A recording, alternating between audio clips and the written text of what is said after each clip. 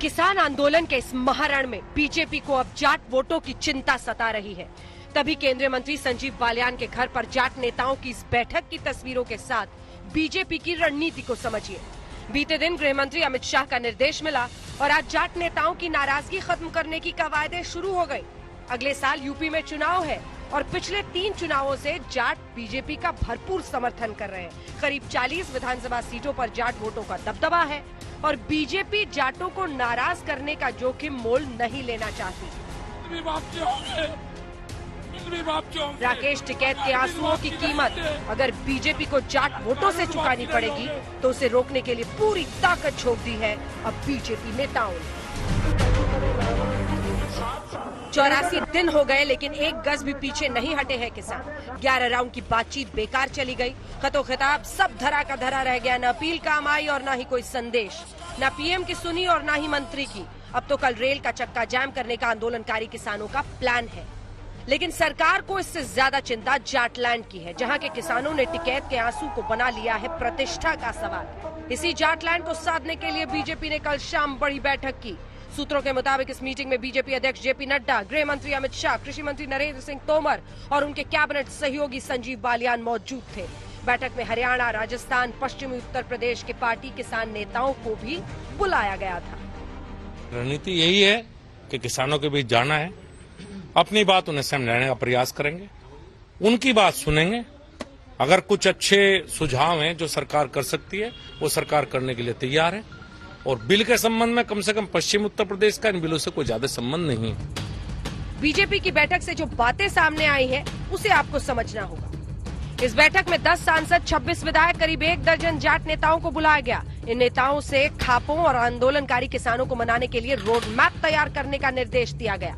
BJP के किसान नेताओं से अफवाहों के खिलाफ सरकार की बातें पहुंचाने को कहा गया।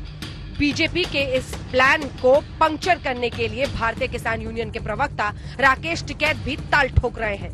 पंचायतें करते रहो, पूरे देश भर में हम पंचायतें करेंगे।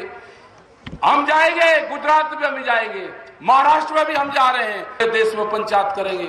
हम जाएंगे, बंगाल में भी जाएंगे, बंगाल में भी बड़ी मीटिंग होगी। वहां की भी सरकार कुछ तंग कर रही, किसानों को कुछ भारत सरकार तंग कर रही। जाएंगे, बहाना किसी का होगा, पंचायत वहां पे भी करेंगे। वहीं बीजेपी के राष्ट्रीय किसान मोर्चा के अध्यक्ष और लोकसभा सांसद राजकुमार चाहर ने अपनी प्लानिंग से पर्दा उठाया। किसानों के बीच में जाना, उनके बीच में उनको बताना, उनको सच्चाई बताना कि भाई इन बिलों से आपको लाभ ही मिलने वाला है, नुकसान तो कभी सपने में भी नहीं हो सकता। और देश के प्रधानमंत्री जी नरेंद्र मोदी जी 125 करोड़ देशवासियों के हित की ही चिंता करते हैं, कभी नुकसान उनके रहते हुए हो ही नहीं सकता।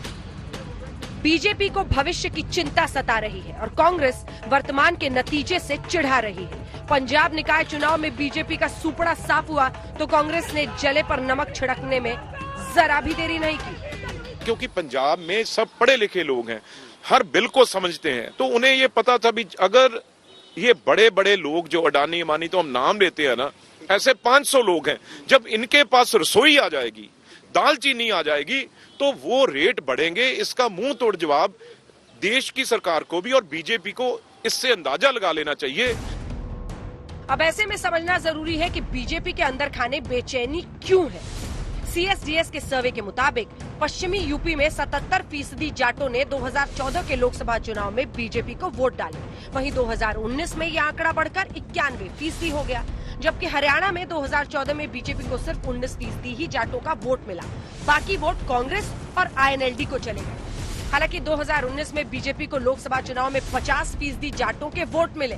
पश्चिमी यूपी में जाट समुदाय करीब 20 विधानसभा सीटों पर जीत हार का फैसला करती है। वहीं पश्चिमी यूपी के 17 लोकसभा सीटों पर जाटों के वोट किसी का भी खेल बिगाड़ सकती है। अगर हरियाणा, राजस्थान, पश्चिमी यूपी की बात करें तो कम से कम 40 लोकसभा की सीटों पर जाटों का दबदबा है।